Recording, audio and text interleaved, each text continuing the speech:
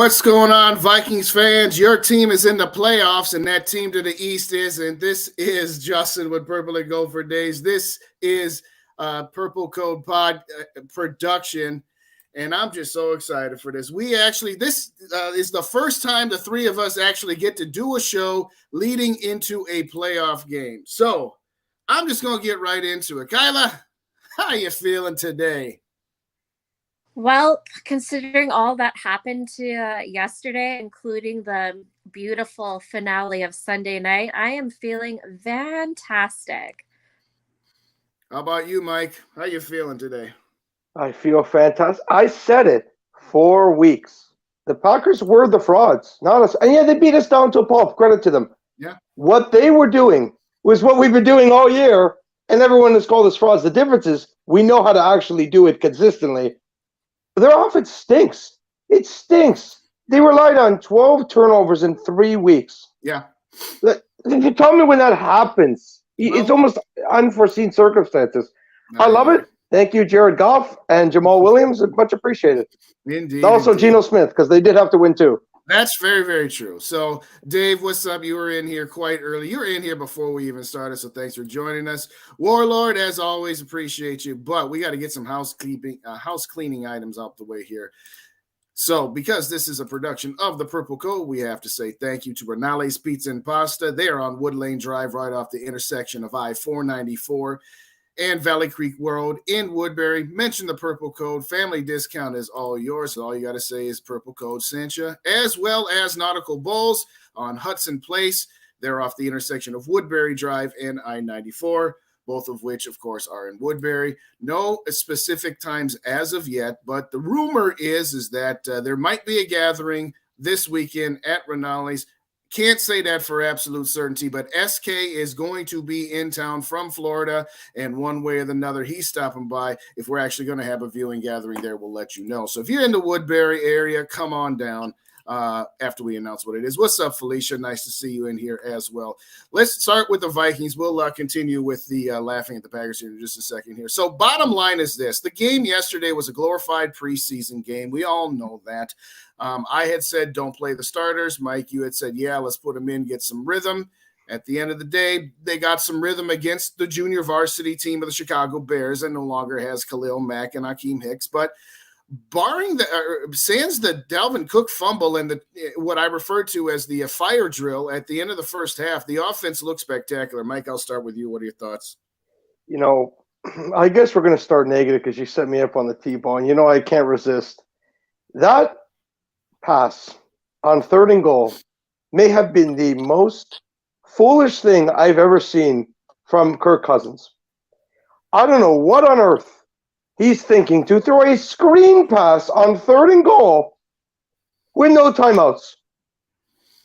Either throw the ball at the back of the end zone, or, here's a thought, actually throw it to a receiver in the end zone, so if it's caught, it's a touchdown, and if it's not caught, you're getting a field goal, genius. And no offense, I'm not attacking Kirk by any means. He had a good game. Yeah, you but are. This is why, sure, I guess. But this is why I get mad when people compare him to Joe Burrow. Joe Burrow would never ponder attempting a pass like that on 3rd and goal under those circumstances. Not a measly thought. He was 100% either throw it on the back of the end zone or you throw it in the end zone to try to catch it. Done. I can't believe that actually happened. No, but here's the thing, and then I'll let Kyla go on this. This is the one thing about Kirk that once in a while, he hasn't done it very often this season, so we have to keep in mind that. But you can't do that next week and beyond. You can't give away free points. I mean, I'm not going to totally put it on Kirk. I'm going to put some of that on Kevin O'Connell. You get down 1st and goal with 50 seconds and 2 timeouts left. Oh, I'm going to run the ball and take the clock down to 25 seconds. I get it. You're trying to make it so that you score with almost 0 time left because you want both of those. Guess what? Score first and then worry about whether the other team's going to have any time left. Kyla, what are your thoughts? I mean, that's the thing. Like, I agree with you, Justin. Yeah, was it insanely stupid? Yeah. Does Kirk Cousins once in a while do something where you're like, dude, what are you doing? Yeah, but you know what? I'm just not. I honestly didn't get too worked up at all during yesterday's game because I knew pretty much that San Fran was going to win. They were going to give Arizona a beat down. All I hoped was that, you know what, we'd be able to give Chicago, who is even worse than Arizona, you know, be able to end the regular season on a high note. I was thinking yesterday that it was kind of good because the three of us talked about last week, and Justin and I didn't want any starters playing, and then Mike wanted the starters to play because and you made a point. It was like, let's try to forget about Green Bay, go into the playoffs with the win. And I feel like yesterday was a good mix. The starters were out for most of the first half. The game was never close. I was never nervous Chicago was going to come back. The offense, other than, before the half, looked fantastic. And then we were able to get pretty much, I think every player saw the field yesterday. So I'm not going to get too worked up about it, but hopefully we don't see any of that from Kirk next week. But and to me, I'll say it like this. Last week we had the discussion, and I had the discussion with Rap on his channel. Both sides of the argument had valid points to it. So I'm not going to say that one side was 100% the right call and the other side was crazy. So at the end of it, okay, they got in, they got out, didn't suffer any injuries. They got to rest a couple of players, Harrison and Zadarius Smith as a couple of examples. Didn't come down with any injuries on the offensive line, which is already a walking mass unit, as has been stated here. So I guess all's well that ends well. Now, getting back to the end of that first half, and then, hey, Dave, put your comment back in. I'm not entirely sure. We've never said anything bad about KJ, but put your comment back in and I'll put it up and clarify that for me. All I'm going to say is, Kevin O'Connell, don't call a play in that situation, and you shouldn't have to babysit your quarterback. Exactly. But you still have to babysit the guy. It shouldn't be that way, but you kind of have to. Do not call a play that has a check down in it when you're that close to the end zone. And I get it. Part of the reason you have Dalvin Cook run that route is to draw attention and draw players away. Do not give Kirk an opportunity to throw a check down because he will take it even when the clock is running. Okay. No, I need to. I'm not done. I can't. Oh, I can't. I cannot end this on this. If I went and looked back at the play last night, I still have nightmares from it, to be honest with you. It's the one thing that's because, Justin, it's not the fact that it's that play. It's the fact that we were winning when he did it. Right. And if you go look, and I'm not by any means Phil's number one fan, but I do like Purple Daily. I think they do really good work. And it terrified me, quite frankly, when he tweeted out the stats since 2018 on what Cousins looks like statistically when they're leading. It is below average starter, potentially fringe backup statistics. Right. And he played into it. What on earth are you doing? I don't even care that KOC threw it. I get what you're saying, that you had to babysit Kirk. But that's the problem where the problem lies exactly there. Right. That's what Giants fans are saying with Daniel Jones. Exactly. Now, Daniel Jones is a young quarterback. He's not making market value. He's 30 years old, Kirk Cousins. He's 33 years old. I mean, you've played college football for 4 years at a top, a Power 5 conference. You played in the NFL for 8 years. These are mistakes you just cannot make. And again, we're going to move off of the Cousins conversation because we got plenty other to talk to. And again, we're not ragging. We've all said it here that this is his best season, that we like this version of him. But yes, it is undeniable that some of the narratives, good and bad, he plays into. Yes, he does. Look at his stats when he is behind and look at his stats when he is ahead. When he's ahead, he's afraid of making a mistake that's going to screw the thing up. Which is what causes the scores to be where they end up being, which is the funny part when you think about it. But I am going to stop because I could go on and on. Defensively, again, you played, you played Canadian football level quarterbacks yesterday. Sorry, guys, I had to. It's just no, you're not wrong. You're really not wrong. Yeah, okay. But having said that, Kyla, what did you think of the defensive performance? Save Duke Shelley because I'm gonna go on him. But sans Duke Shelley, what do you think of the defense? I mean, I don't know what I'm supposed to say about the defense. Yeah, it was fine, but they're basically playing the worst team in the league who didn't even have their starting quarterback. Like, sure, at times, they made some plays, but like I said, I just don't really have an opinion. They were playing the Chicago Bears. Yeah.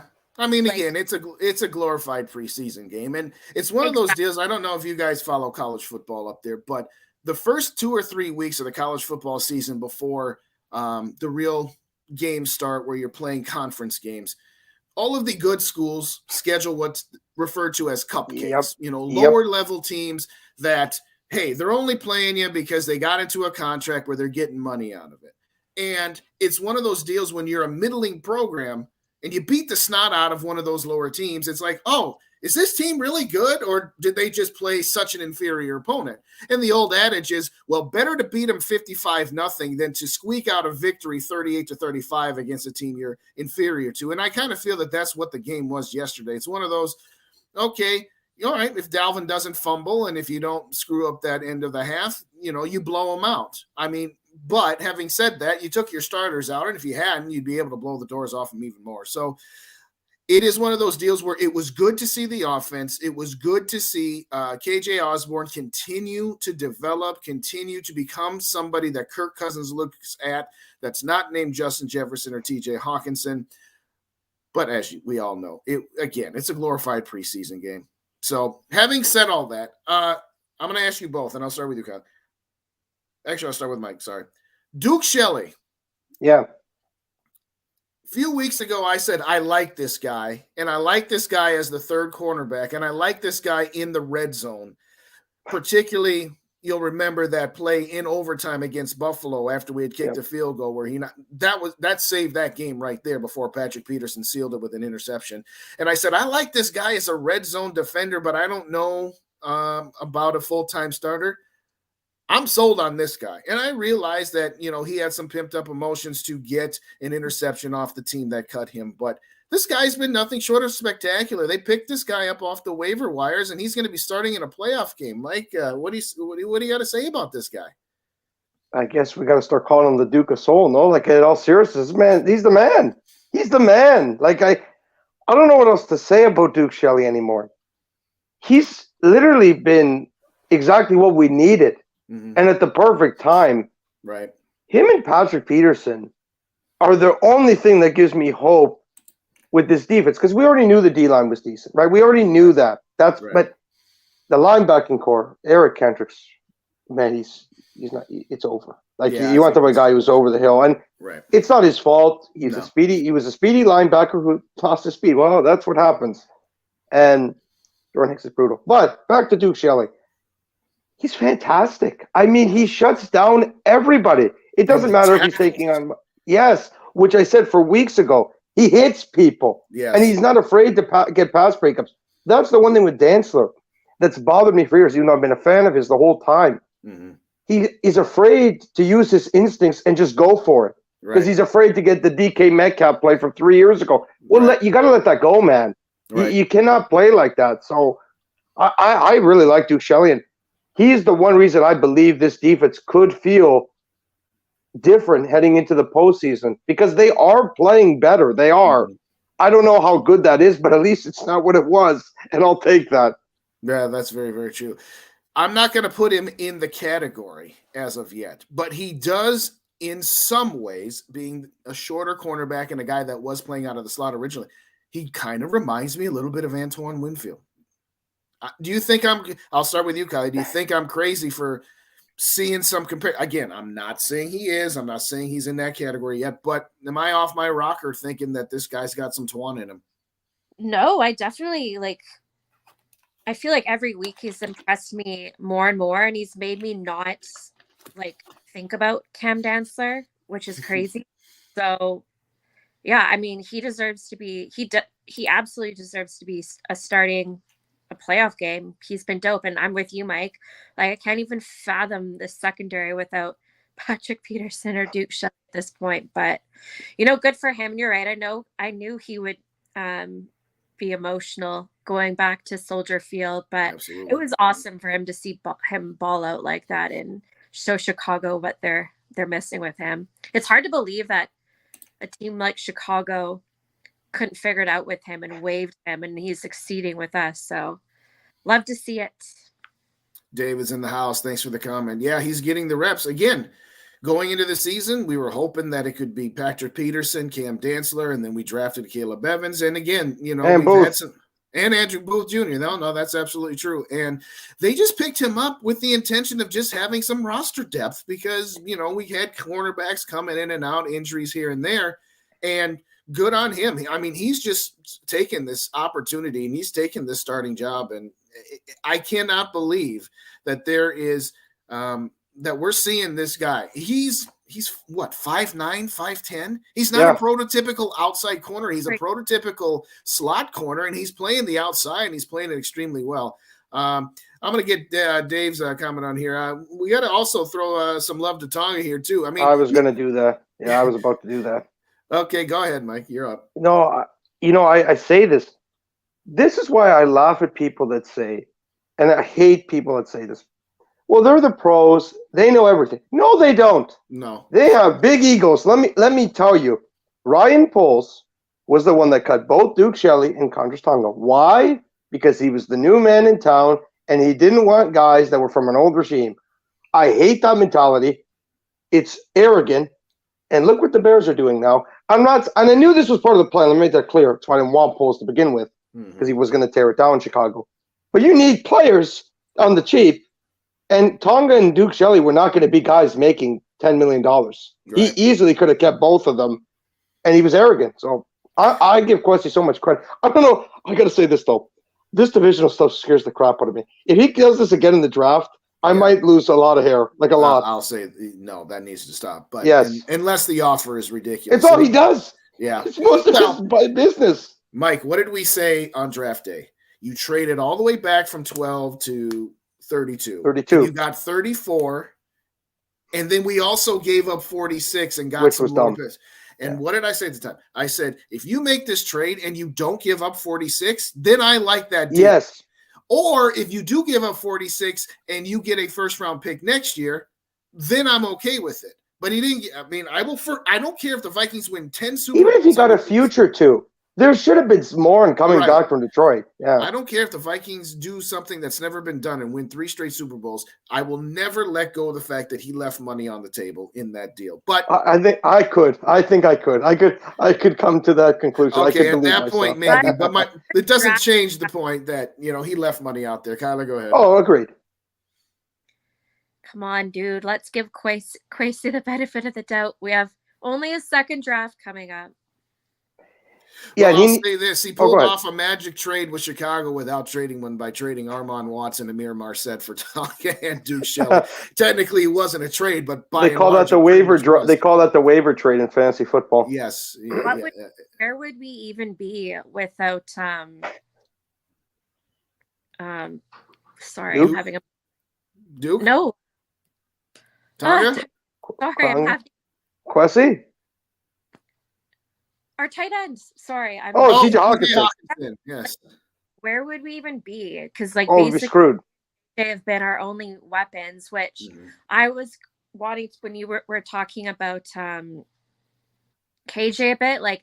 Thank God he's starting to kind of show up a bit, because even with just JJ and him being the only threats, pretty much that Cousins would be looking for, having AJ Osborne kind of show up these last few games is giving me more confidence that the ball will be spread around a bit.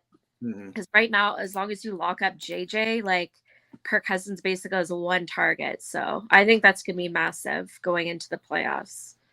A few weeks ago, I had said, okay, Jalen Reagor needs to get 20 snaps a game, take a few away from KJ, take a few away from Thielen.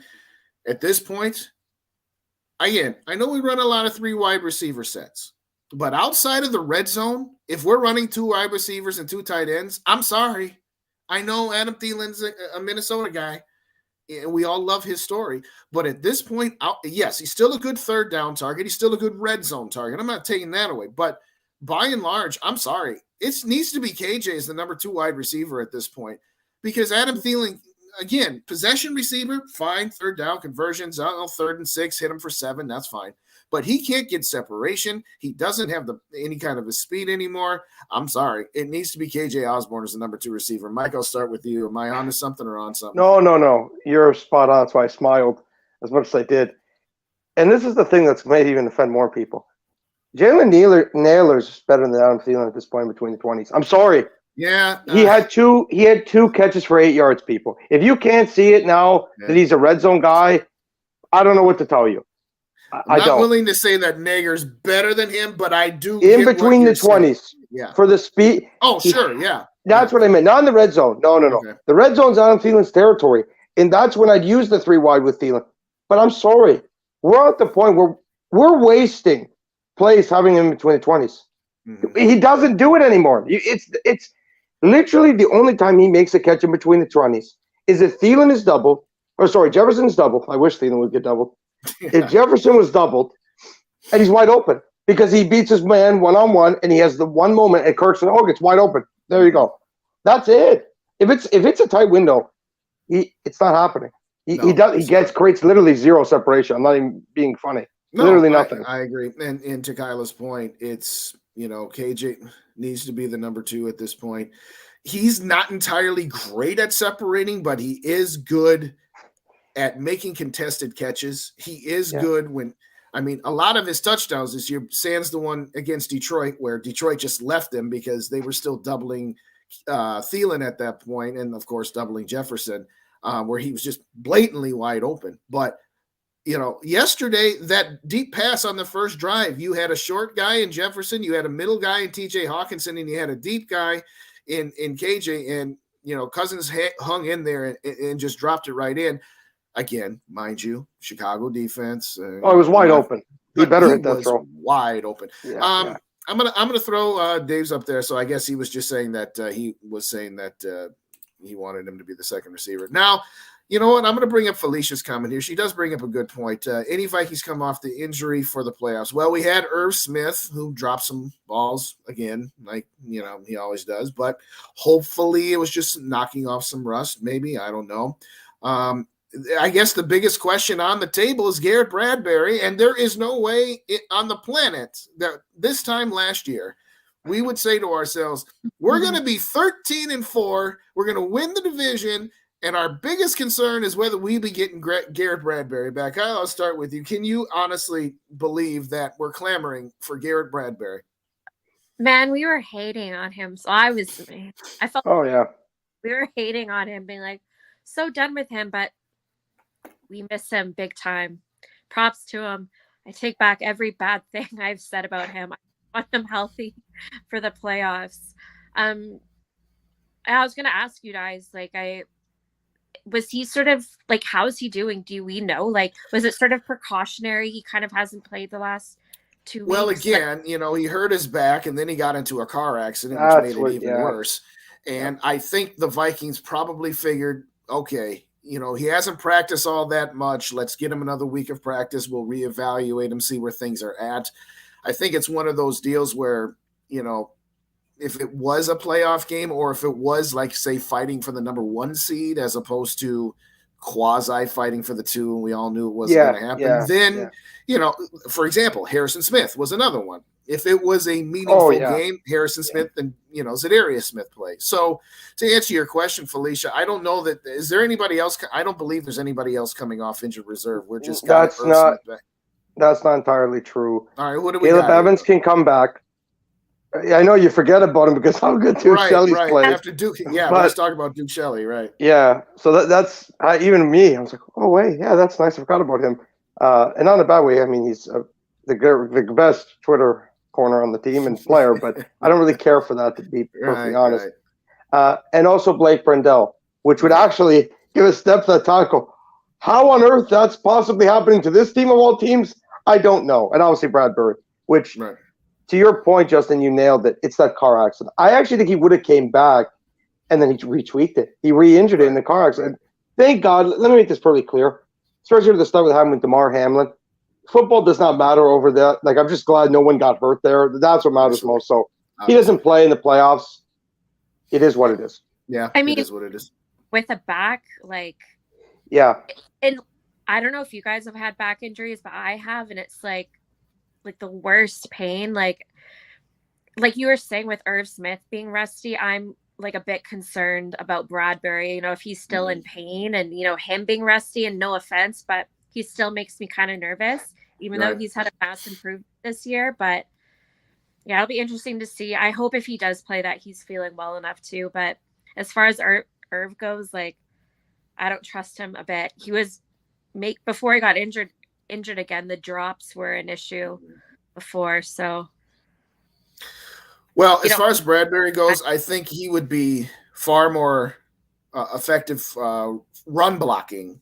Yes, because that has been something he's, even when he's been mediocre at best, pass blocking, and mediocre is probably a very big compliment for his pass blocking, but his run blocking has always been stellar. And Kevin O'Connell, when he came in, said, no, we're going to turn Bradbury around. We're like, okay, sure you are. But, he's been serviceable. And that's what we've always wanted from our offensive line, particularly the interior, because as we all know, Kirk's biggest weakness is the interior. So it is one of those, I think it's going to be interesting. I'm going to get David's comment up here. Thanks again for joining us and for the comments there. If Thielen takes a huge pay cut, he needs to be receiver 3 or 4. Otherwise, he needs to go.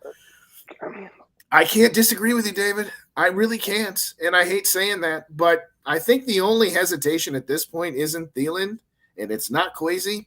It's Ziggy and Mark Wilf, because they love the guy. And if they stump for him, what's Kwesi going to do? I don't know.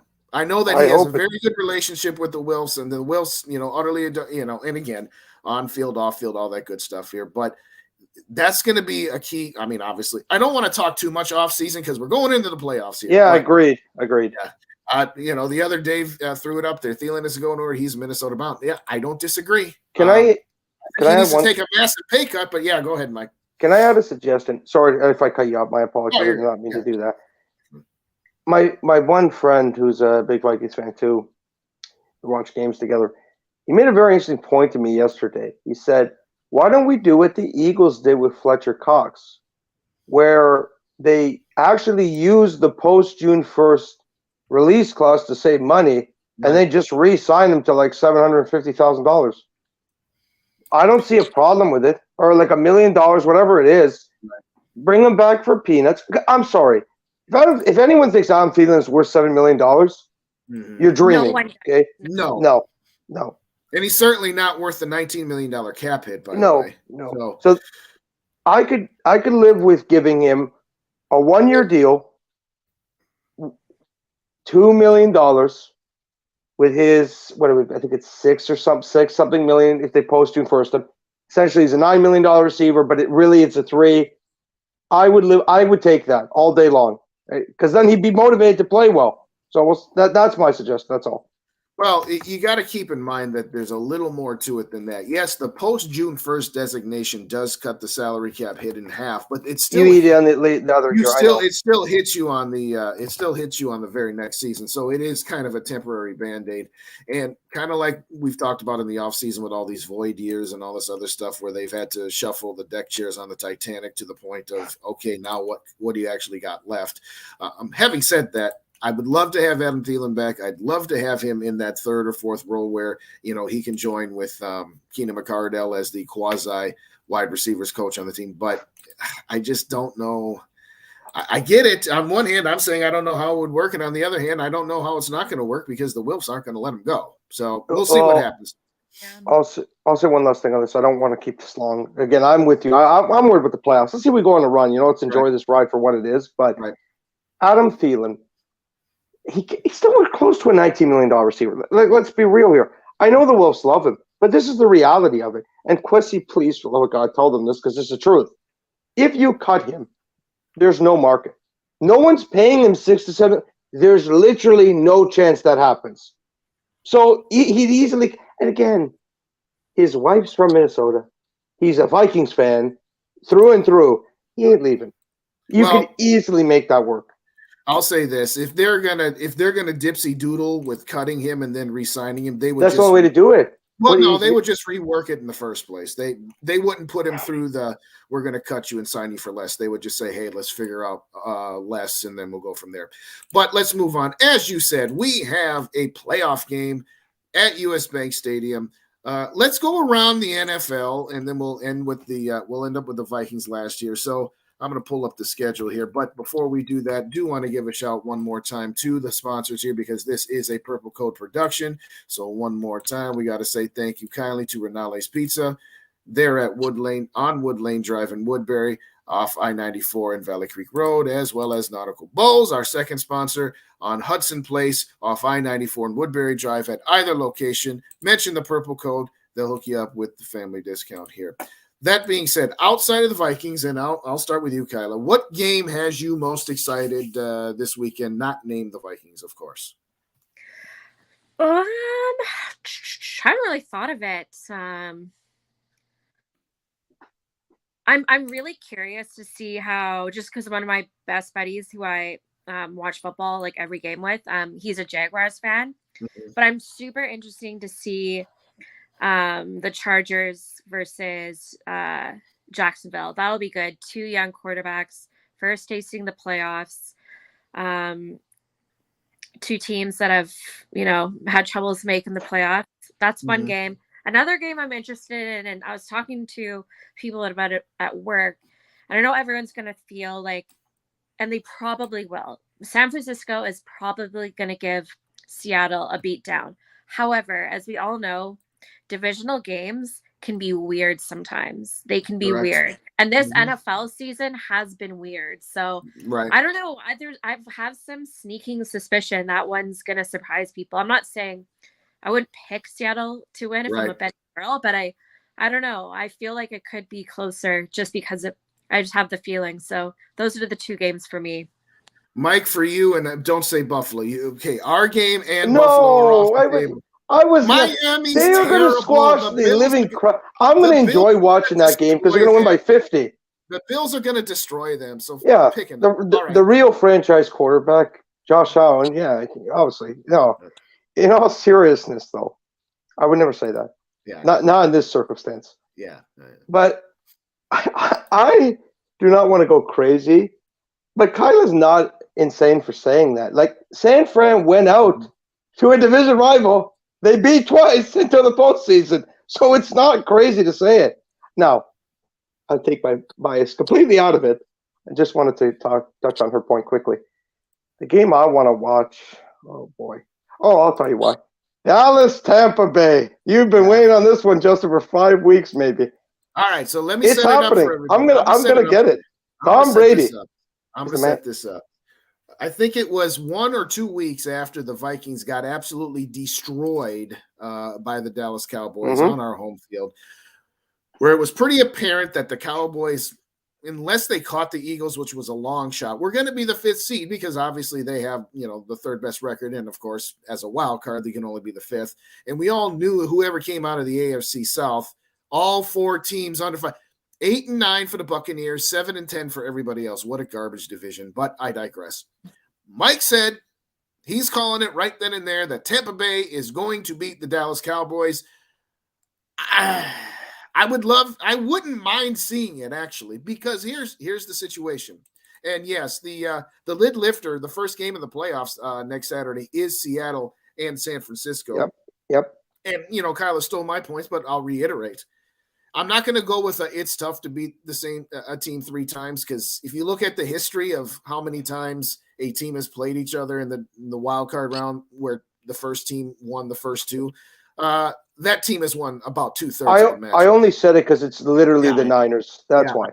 But having said that, Seattle hung tough with these guys, and again, it was early in the season when they played them, and I think it was 23-7, and the second time I believe it was 21-13. Seattle has a chance in this one, and of course we're all pulling for Seattle because then we would get the winner of Dallas Tampa Bay as opposed to having to go to San Francisco, which we've talked about ad nauseum. It's not a good matchup with the Vikings, but again, I see Buffalo really beating up on Miami. Baltimore, Cincinnati. I don't, maybe with Lamar Jackson. Yes, back, that's a good game with Lamar. That'll be, but if Lamar gets hurt again, Cincinnati should roll. Monday night.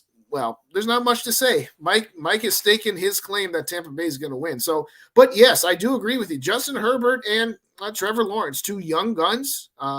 Some people want to put Herbert above, guys like Cousins and, the other guys that he's around. I definitely would not put Trevor Lawrence there yet, but he's close. No, he's not close yet. He's not close yet. I know I'm a Kirk Cousins hater and everything, but no, Trevor Lawrence is not near Kirk Cousins as of yet. But no, not yet, but it's close. Give it 2 years. So circling back, I'm going to get some of the comments in the chat here. What's up, Too Evil? Thanks again. Bring back Zimmer. I'd be in fantasy, Too Evil. How's that meme? I'd be in fantasy. I won the title. How's that? Yeah, exactly. Let's see. Do you guys think it'll be a close game? Well, we're going to save that one. Yeah. I'm going to mark that one, and we'll come back to it later. Jaguars going to be the team of the future to look out for. I don't disagree. And they play in a garbage division, so they're always going to be a 10-win team until somebody else. The Colts, yeah, right. The Titans, they're done unless Malik Willis can, develop.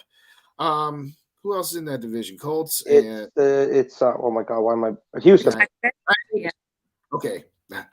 Houston, they fired 2 coaches 2 years. Enough said. No, I think they fired 4 coaches in the last 4 years. Somebody heard a stat somewhere that they've had a new head coach for the last 4 years. I mean, honestly, it's but yeah, it's crazy. Jacksonville's going to have a run. Jacksonville's going to be okay now that they actually have a halfway decent head coach as opposed to a clown in Urban Meyer. But go ahead, Mike. If you were about to say something, go ahead. It's crazy to think that the Colts did this similar thing in this division with Peyton Manning. Now, I'm not comparing Trevor Lawrence to Peyton Manning, but draft experts did.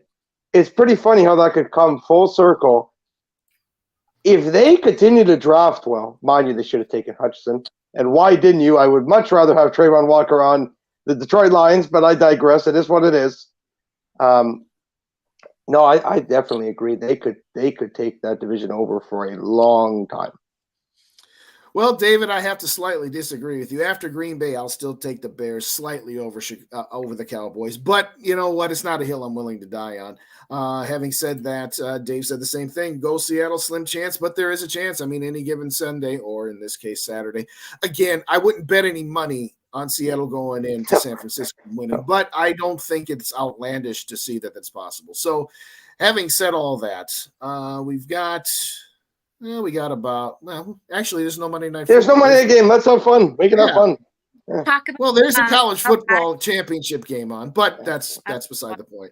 But can we please, before we get to the Vikings, can we give a little shout out to our BFFs, the Detroit Lions? Yes, we can. Dan Campbell, my hero. Listen here, we're gonna take some kneecaps off, and I don't know. People laughed at me last year when I said, and Kyla will remember because she did the show with me. I said he's a good head coach because he motivates his players. Do I think he's a brilliant football mind? No, I don't. But he does what he needs to do. What he is a leader of men, is what he is. He is. I know some people I was talking to, and they're all worried.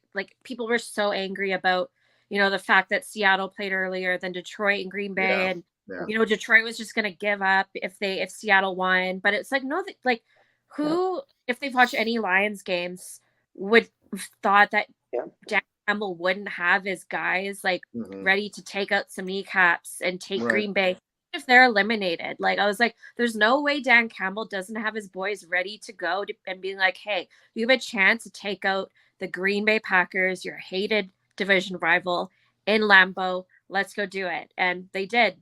They wanted it more. And in fact, I was shocked. I was not shocked Dan Campbell and the Lions came out ready to play. What shocked me the most was how bad Green Bay was. Yeah. Because they stink. So undisciplined. It's almost like they went in there and just that's true. Oh my gosh. And just insane. Yeah. Here's the deal. Paul Allen said this on a show last week that maybe if Seattle does win and it eliminates the Lions, that now they're playing with no pressure and they're going to play loosey-goosey and we got nothing to lose, caution to the wind. That hook and lateral he does not do if there's still a chance for the playoffs. So as much as Their PA play can call is sometimes getting be the head coach. ridiculous, that was a heck of a gutsy call, and he's throwing for it on 4th down. Again, none of these things happen. No. He kicks the field goal. If they still have a chance of playoffs, he kicks that field goal. We all know that. I don't know about that. Dan Campbell plays man out there. Now, the hook and lateral one, I'll give you no doubt. There's no chance he pulls out a game that's meaningful. Right. But I need to say this. The Lions, they showed on the broadcast and it blew my mind. They've gone for 78 third downs the last 3 years. 4th down, sorry, excuse me. 78 4th downs. That's got to be easily far and away number one. That's man. That's literally man out there. Yeah, but that's new school Madden football. Well, one last quick. I have to say it. Jamal Williams, the former Green Bay Packers running back, ended their season. God bless. He saw Duke Shelley earlier in the game and said, "I got to get me some of that." So, here's the thing about one more time. How do we lose to the Dallas Cowboys? And then didn't Jacksonville beat them? Yes. Okay. Yep. How do we lose to the Packers that bad? I get it. Pick 6 and kickoff return. Fine. Okay. That has nothing to do with the offense doing diddly poo. Okay. How is it that we can lose to these teams, but then they can lose? I get it. Green Bay. Detroit's good though. I do want to say that. What did we say at the beginning of the season? When we first started this gig on the Purple Code main page after coming over from the Purple Code Canada page, and when we got introduced to rap, we both said the Detroit Lions are not going to be great, but they're gonna not be the pushover, and they're gonna be playing meaningful games in October, December, and January, and they're going to be not just a team that's in the hunt, they're going to be a playoff contender until the very end. And Rap mocked and ridiculed us.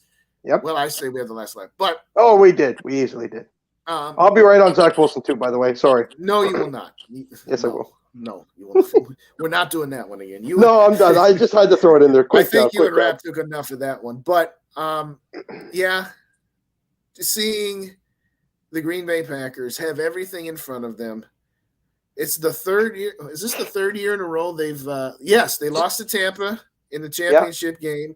They lost to San Francisco in a division game, and they lost to Detroit, all of which on Lambeau Field. And the silence you hear is Lambeau Field, and there is your dagger.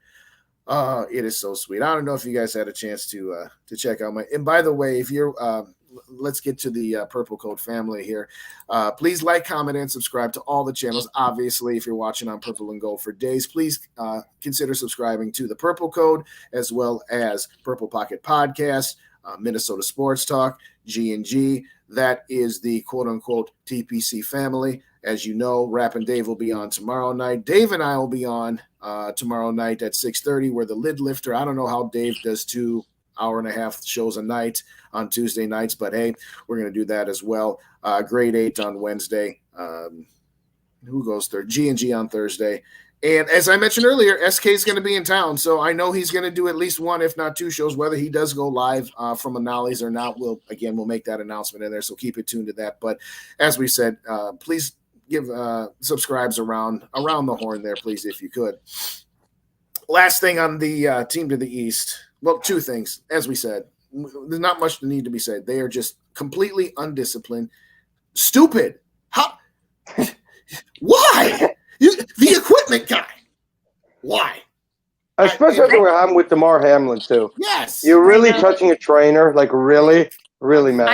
I genuinely feel bad for him today though, because that had to have been the dumbest thing I've ever seen, and he must have been chewed out so badly post game because obviously we all saw Aaron Rodgers throw that ugly as sin pick, but that penalty was super, super costly. But I'm sure, he was crying walking out, but it was so bad that I actually do feel bad for him because it was so stupid. It's just one of the most embarrassing penalties I've ever seen. Oof. Can I throw one last thing really fast? How do you feel bad for somebody though being that? Go ahead, Mike. Go It ahead. is because there's that stupid. It's like I actually pity. No, I can't. Anything Green Bay Packers is wonderful. I have no remorse. They controlled us for like a decade plus. For a decade and a half. 2 decades probably really is more than the real answer, for being honest. Right. But Aaron Rodgers warmed my heart yesterday with the ending. Not only does he go to Jamal Williams and says, "I'm holding on to this jersey" on the hot mic, he goes. He goes. I'm sorry. I'm sorry. Did I push? I didn't mean to push that button there. My fault there. Anyway. And then this is what was telling to me, and you two, yourself, Kyla, and Justin, you could disagree with me. I think it's telling that Rodgers is retiring. The way he held Randall Cobb's neck, and they walked out like a princess and the prince. Mind you, I don't like the Packers, so anything to just take disgusting jabs is necessary here. Right. It's over, and quite frankly, I cannot wait for the Jordan Love era. No, I'm excited, quite frankly. I don't agree with you. I can't agree with you. You know why? Because I've seen it before. No. He loves the attention and the drama. That's true. All of this is so calculated. Yes, until he actually leaves or retires, he loves playing mind games. Like, of course he does. He knows exactly. He's mentally a little bit unique. Like the stuff he does. Like, who comes out and says the stuff he said to Pat McAfee every week? He does it every week. He just loves the media. What quarterback embraces the media? It's nuts. It's nuts. Well, what's funny is, early on, he was just like, "I'm never going to do what Brett did. I'm going to be better. Yeah. I'm not doing this." Literally Brett Favre. Dude, you're doing you are playing from his playbook to a T. Will I or won't I? And I'm kind of not sure and all this stuff. And it's like, you know what? Go ahead and keep holding that organization hostage because – listen, he's a first ballot Hall of Famer. Ain't nobody taking away. We hate the Packers, but we gotta respect. Game respects game, right? Yeah. But honestly, dude, you're over the hill. Now, if you did something like Tom Brady and went to a ready-built team, okay, I could see him doing something like what Tom Brady did all day. But to say that he's going to save the Packers organization and this, he's just got to stop. Thanks, David. I appreciate you. Let's see who's. Hold on. Where'd it go? Y'all did the Packers. Yes, indeed. McAfee shows the best. You know what? It's not a bad show. I don't necessarily. No, I'm not bashing McAfee. No, we know. It's the fact that he goes out of his way to be with him every week. Are you insane? Yeah, I don't. Who does that? Like, as much as I can't stand Tom Brady, he loves his teammates. He does everything for the team. Right. Aaron Rodgers is the complete polar opposite. And Brett Favre, we can talk about the off the field things. We all know that, okay? Brett Favre. Though he changed his mind, I genuinely believed in that moment he knew in his head he wanted to retire. He really did, but he couldn't let it go. He was addicted to it. He was crying. He tried his best to retire, mind you. If Brett Favre won the Super Bowl in 09, it would have been the ultimate ending. Showed so that he got out of training camp. Maybe I don't. Again, I was much younger then, so I didn't watch football as much as I do now. Maybe it was. He did the same thing for the Vikings. I really thought about it for a while. Here's the deal. When the Jets drafted Mark Sanchez, everybody on the planet knew that the Jets were going to release Brett Favre. And he and Chile knew right then and there, he's coming, but his restriction or his condition was, I ain't going to training camp. So up until training camp, well, will he not? No, I decided not to. And 3 weeks later, you change your mind. Stop it. That was also, he didn't have to go to the last part, but I'm talking about Green Bay in particular. Okay. The other stuff I'll give you. But there's no chance he wanted to go to Minnesota. Maybe he did. I'll never know. No, he absolutely did. He wanted a chance to beat them a couple times. Do you think Rodgers would do it? I have to ask. And man, I'm playing to the Kirk haters. And I hate that I just said that because it's probably a mistake that I just said that. But would he do it? I think Rodgers has a bigger ego than Favre. I absolutely think he'd do it. Absolutely does.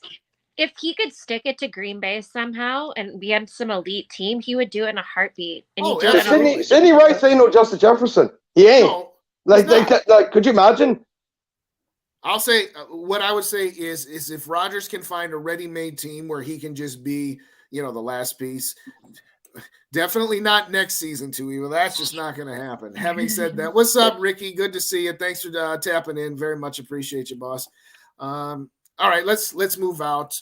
Let's do picks on every game, and then we'll wrap up with Vikings talk. I guess I'll just get them pulled up here. We'll go one at a time here, and I lost it. Well, again, we know San Francisco and Seattle's the lid lifter. My heart wants the Seattle Sea Chickens to win, but let's call it for what it is. I think San Francisco's winning that. Mike, what say you? Yeah, San Fran's a fortress. I mean, it's a fortress. They won 11 straight. If they don't win by 10 plus, I'll be shocked. Yeah, I'll be. Kyla, you? I mean, like I said, I think Seattle could make a game with it, but I can't pick against the Niners. No way. They're so sound on both sides of the ball. All right, moving on to the Saturday night prime time. We have come back here. We have the Los Angeles. See, I almost said San Diego. We have the Chargers against the Jacksonville Jaguars.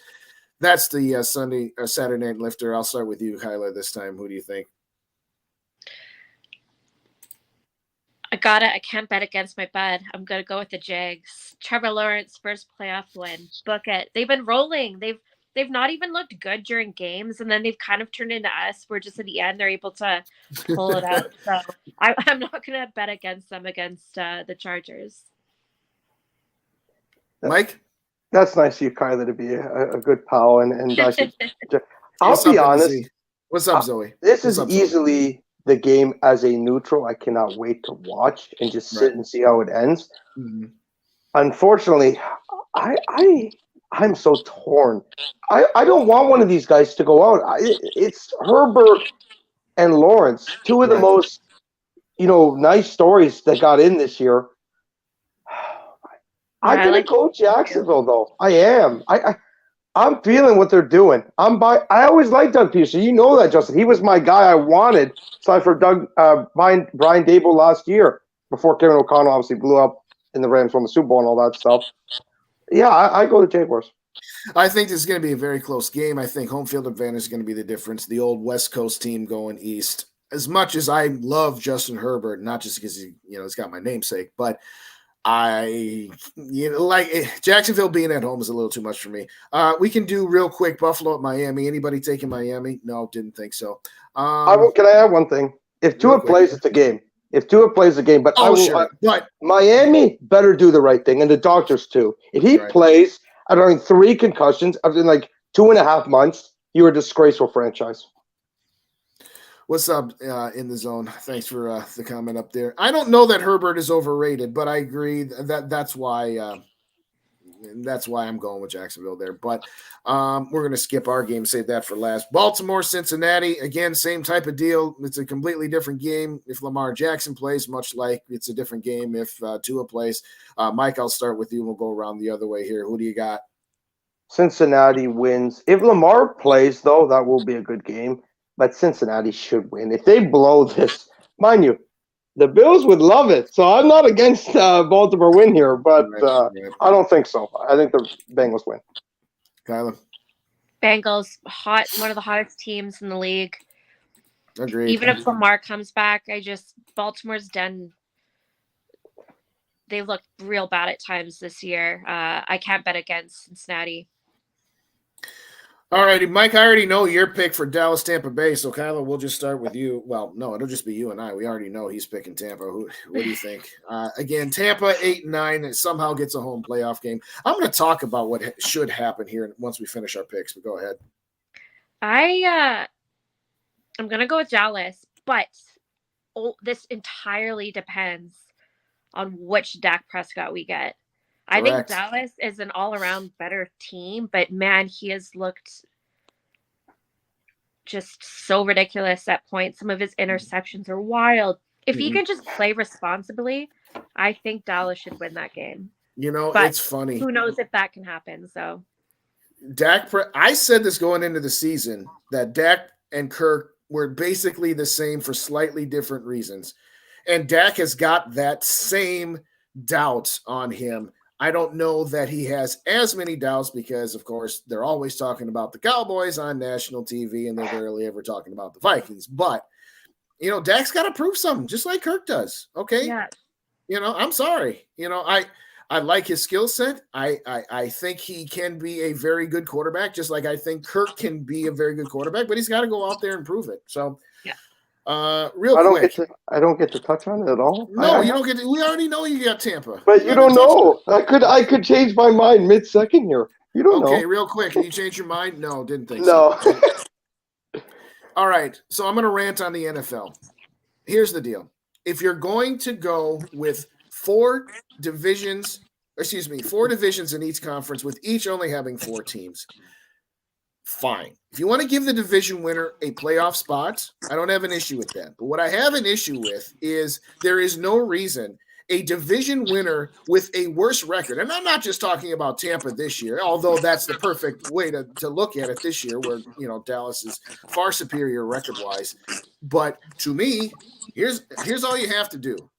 You got 4 division winners, you got 3 wildcard teams, and once you get everybody in, you seed them based on record. And if a wildcard team has the same record as a division team, regardless of if they've played or not, the division team gets the tiebreaker. Am I crazy? Because to me, I don't understand why that is so ridiculous to say, hey, division winners still get in, but if wildcard's got a better record, you get a higher seed. What do you think, guys? I don't care. Why don't we flip a coin? I think the only people who could be disagreeing with you would be like Bucks fans right now. Sure. Because most fans would be like, yeah, that's completely reasonable, and I agree until it's your team winning that crappy division. And it's like, oh, wait, someone's got to win the division. So yeah, right. Can I intervene though? At that point, why don't we just make it like hockey? We used to be the proper hockey way where it was 1 through instead of 1 through 8, 1 through 7.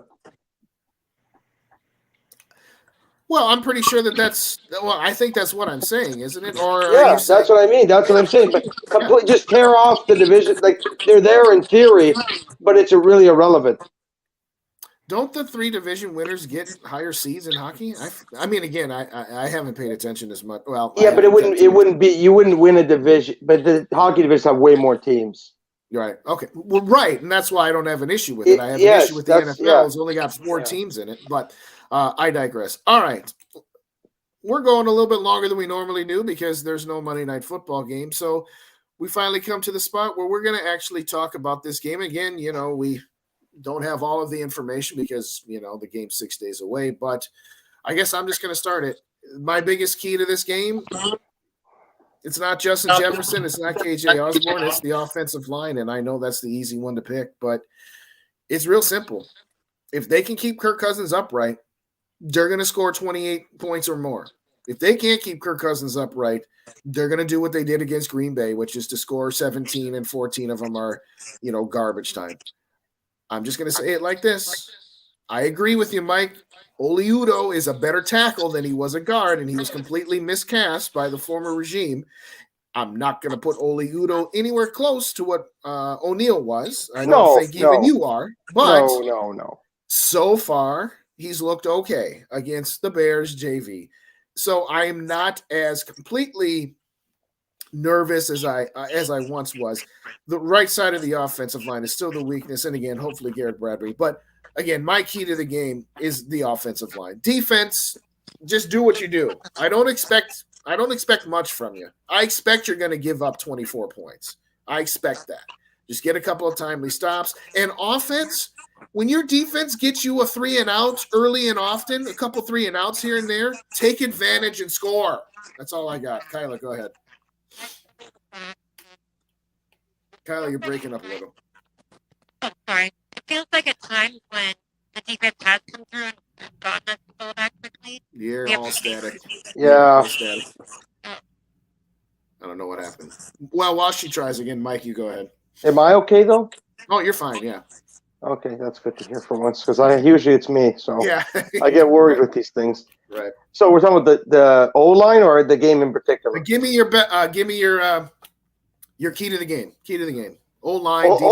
Screw it. I'll stick with the O line then. Okay. If Oli Udoh can keep doing what he's doing, we're fine. I can't believe I'm saying that, but I do actually want to give him some credit here. What did we always say with Ole? It wasn't necessarily that he was a worst player in the world. He took so many dumb penalties. Right. It was holding, false start. Now, he did take one. I have to be fair here. He did take one against the Bears varsity, as you like to say, which is fair enough. I mean, they were playing all backups at the second half. Right. But he did fill in really well in Green Bay. And just like we all laughed at Bradbury, maybe we're saying in a few weeks, maybe coaching fixed Oliudo to the extent to where he's actually a competent tackle. He's a giant man. He's huge. Yeah. Now, do I think he's going to become Orlando Pace? No, I do not think that. But I think he can actually be a guy who's a really solid tackle and who leaves us actually in free agency, to believe that or not, which is shocking to say. Same as Bradbury, funny enough. We're going to try Kyla here in just a second, but anybody in the chat, if you want to put your predictions in there, we'll get them read on here. David's already got one. He says 31-23 Vikings. I'm not necessarily out to – I think that's what it is, about the range that it should be. This offense, again, this offense is going to have to carry this team, okay? It was nice that the defense overachieved and had the horseshoe and made some plays here and there. And yes, if you got a couple turnovers or you get a couple 3-and-outs, that's all well and good. But this offense is going to have to carry the load. But yeah, put your comments in there, and we'll get them on there. Kyla, let's try this again. Yeah, my biggest thing is, yeah, I agree. It's got to be the offense who's going to win this game. Like we've said all year, the defense is what it is. And yeah, exactly what you said. Like my biggest thing is that the Vikings offense needs to take advantage. You know, we've seen it so many times, you know, so many slow starts, waiting till the fourth quarter, not doing anything in the third quarter, so many 3-and-outs, right, lame play calls, forcing the run when it's not working, blah, blah, blah, blah, blah. You know what works for you. If like you said, you know, I feel like if the offensive line can hold its own, I trust Kirk to, you know, stay upright and be able to pass the ball around. And I feel like we should get 28 points or so. And that's it. And just, you know, if we are able to get some sort of early lead, don't get complacent and don't, you know, play to not lose, stay aggressive. I know that the new school mentality is to defer to the second half and try to get the double dip at the end of the first half and the beginning of the second half. I understand the analytics. I understand the strategy. It's the playoffs. If you win that coin toss, get the ball first and do your thing. Get up 7-0 and tell your defense, blitz the heck out of this guy. And if you give up a touchdown, it's okay. We'll live with it. But if you get a 3-and-out or a stop, force him a punt or even a turnover, okay. Then we'll go back out there and we'll score another touchdown. The Vikings were up 10-0. And it looked like, okay, we might actually win a game comfortably. And then the Giants came right down and scored. Get on top of these guys early and often because Saquon Barkley is 95% of their offense. You get up 2 touchdowns on these guys, and yeah, they might say, well, no, we got to stick with the run. Okay, fine. But at some point, they're going to have to get out of that. And then you can let Zadarius Smith and Danielle Hunter go to work.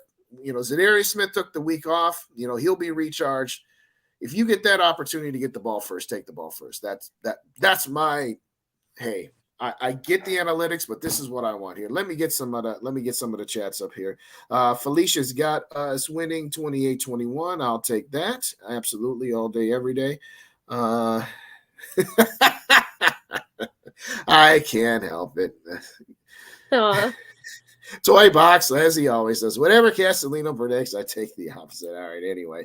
In the zone's got 30-20. Thank you kindly. I don't think my picks are that bad, are they? I don't know. I don't think I'm Chael Sonnen, if you understand the reference, maybe not, but perhaps. Let's see. They get the first, they go in 3-and-out. Okay, in the zone. What is wrong with you? No negative. No, if that's what you I don't want the ball first. In fact, I want them to actually defer and not even hesitate at deferring. Mm-hmm.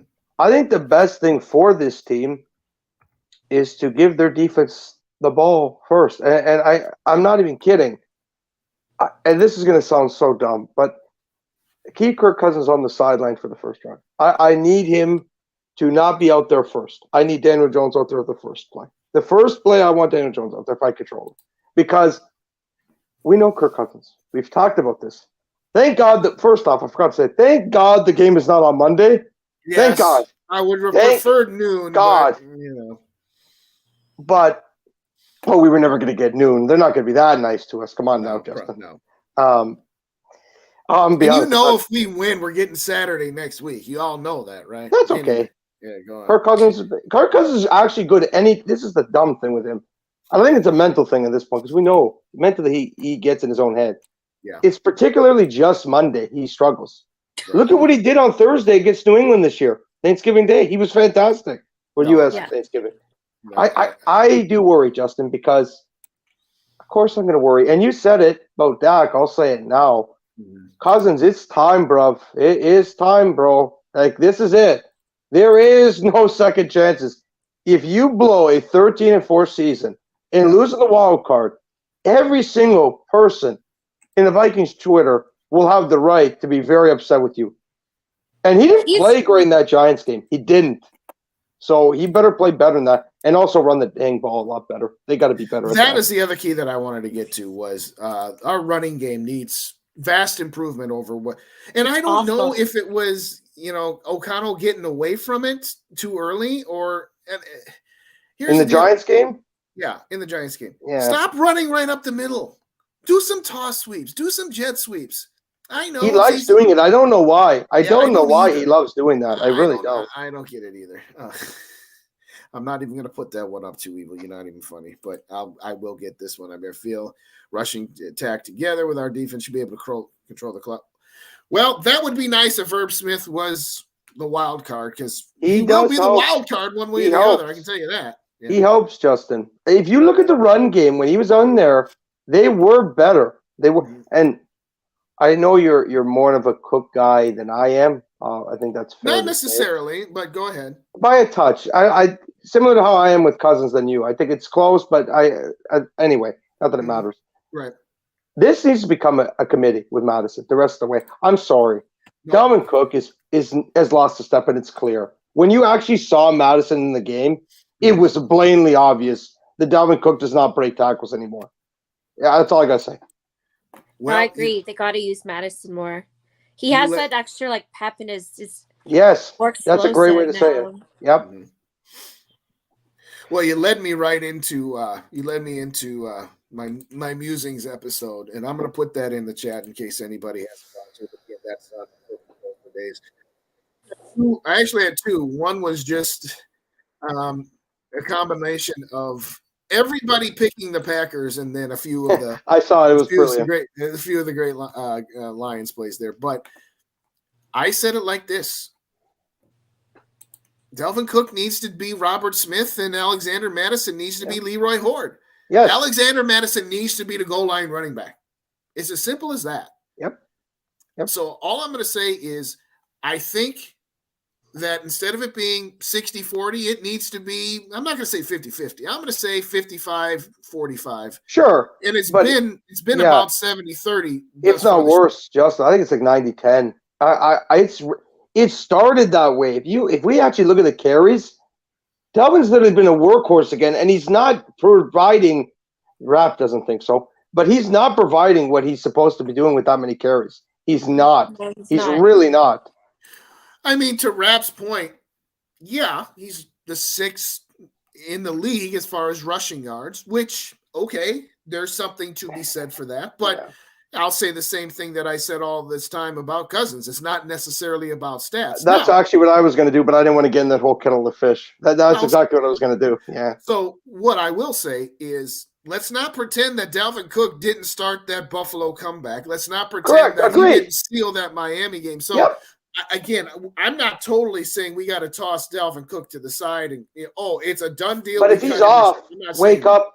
If he's off and you could see it, like the Detroit game, for example. Yeah. If he's not doing anything, what are we doing here?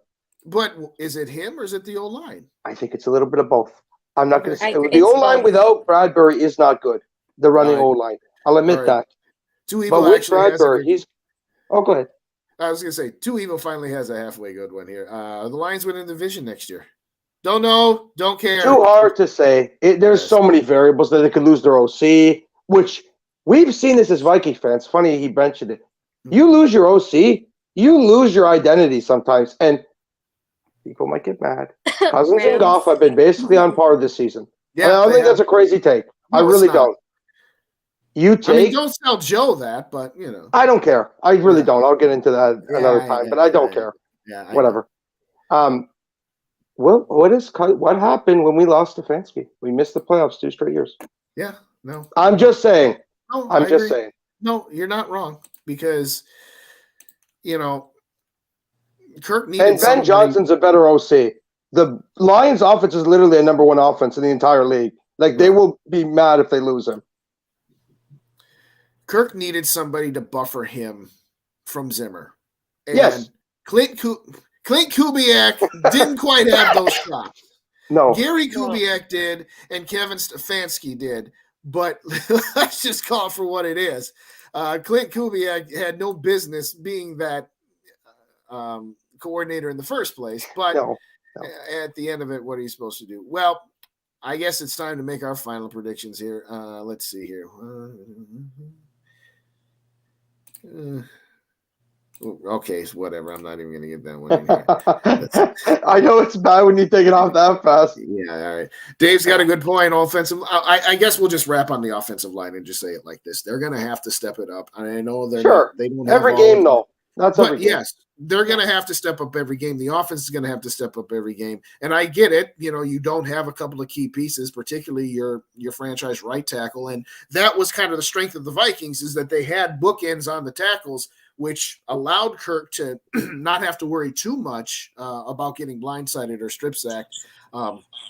Having said all that, Kyla, your prediction. We can't chicken out now. It's the playoffs.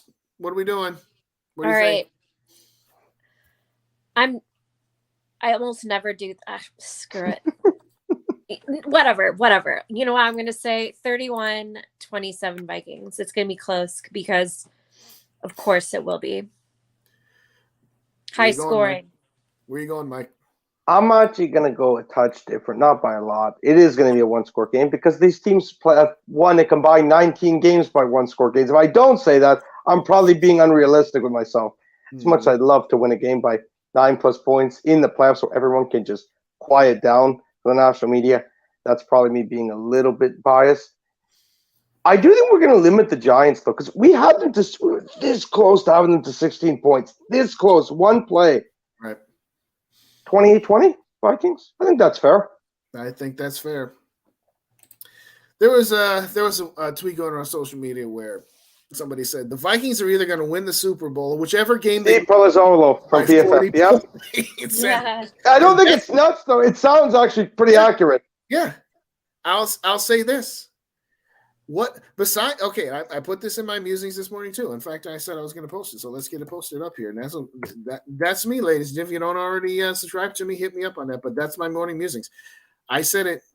It's unbelievable that you play a 17-game schedule.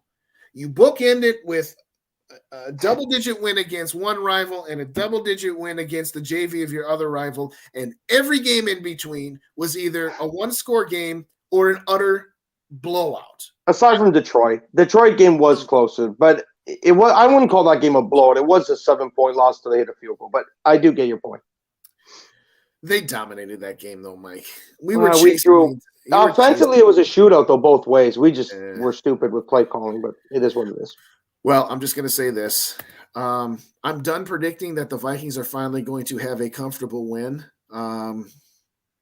Because, again, it hasn't happened since week 1 against Green Bay, and they were kind of still figuring stuff out, and they're clearly a mediocre team anyway, and then the last week was just against a bad Bears team. So it would be foolish of me to say, I think the Vikings are going to win 31-21. No, I don't think it's going to happen. I think the Vikings are going to win 35-21. They finally get their 2-touchdown victory over somebody not named the Packers or the Bears. At least that's my story, and I'm sticking to it because at some point, why not? Why not us? Why not now? I think Seattle has a chance, but I seriously doubt it. You believe in it, Donato. Secretly, deep down in your soul, you're believing. They shouldn't be giving up more than 24 points. They really No, shouldn't. I actually agree. I was being sarcastic with Yeah, that I point. know, But no, but the in all defense actually has seriousness- turned the corner. They actually have, to some extent. At some point, it's Daniel Jones and it's Saquon Barkley. They don't have any wide receivers. Hodgkins, we better stop Hodgkins this time because we didn't do it the last time. I was going to say, let's put Duke Shelley on him this time because at the end of it was just so ridiculous that this guy who had never had – did he ever have a 100-yard game before? No, I doubt a 100-yard game, but he was catching a lot of touchdowns for them. He was, to be fair. Right. But having said that, we made him look like he was DeAndre Hopkins. Yeah, it was bad. Yeah, it was bad. It was bad. Being that this is a Purple Code production, also simulcast on Purple and Gold for Days, got to hit him up one more time because we have gone almost to our record here. I think our record once was an hour and 21. So we're at 116. So we're going to wrap this up here. But please hit up Rinaldi's Pizza and Pasta in Woodbury. They're located on Wood Lane Drive, I-494 and Valley Creek Road. Mention the Purple Code. You get a family discount. Same goes for Nautical Bulls. They're on Hudson Place in Woodbury. That's off of Woodbury Drive and I-94. Having said all that, keep it tuned to both Purple and Gold for Days and the Purple Code. We'll be having content all week. Tomorrow's lineup, myself and Dave will be with Vikings Uncensored on Under the Lights. That starts at 6:30. So if you don't already subscribe to Purple and Gold for Days, please do so. If you don't already subscribe to the Purple Code, please do because Dave and Rap will have their show on at about 8:15 Central Time. Grade 8, I'm assuming, is going to be on Wednesday as well. Casey and G&G will be on Thursday. And like I said, SK is going to be in town. So I don't know if he's going to be doing a live spot at Rinaldi's or not, but I know he's going to be doing a show one way or the other, if not 2 or 3. So please like, comment, and subscribe on all the channels. Having said all that, I think we're going to win this game. I think that it's one of those deals where I think Ed Donatel's finally going to say, you know what, enough's enough. I'm not going to play the shell. I'm not going to play the I'm hoping for somebody to make a mistake. And I can understand why against a rookie quarterback. But you know what? It almost didn't work last time. Like I said, if you get the ball first, go out and blitz these guys. Agreed. Yeah. Either way, you know what? Whether you get run the ball blitz first, too while you're at it. Yeah. I'm going to say it like this. I don't care if you get the ball first or not. I don't care. Just blitz the heck out of this guy. Run blitz Saquon Barkley like everybody else run blitzes Dalvin Cook. And if he doesn't have the ball, okay, keep going. And you know what? If he completes a couple of passes or even if he, throws a 70-yard touchdown, so what? That's not Daniel Jones. I like him a lot. I think he's a good player. Yes. What I worry about with Daniel Jones more with the blitz. Scrambling. Yeah.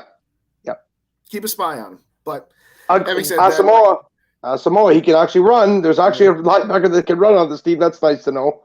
Yeah, exactly. Well, that's going to wrap it up for Skol with Days with Dave, Mike, and Kyla. Like I said, thank you kindly, everybody, for joining us and everybody who put comments in the chats. If you could hit that like button on both channels on the Purple Code as well as Purple and Gold for Days so that we get the aggregator going to have some people take a look at this here later. As we said earlier, keep it tuned to the Purple Code, Purple and Gold for Days, Purple Pocket Podcast, Minnesota Sports Talk, and G&G content. It's playoffs. Think there won't be content every day? Maybe twice. That's going to do for now. And this is Skol for Days with Dave, Mike, and Kyla. We just want to see the Vikings win one Super Bowl just once before we die. Thank you kindly, everybody, for joining us. Skol, Vikes. Let's win this game. Have a great rest of your night.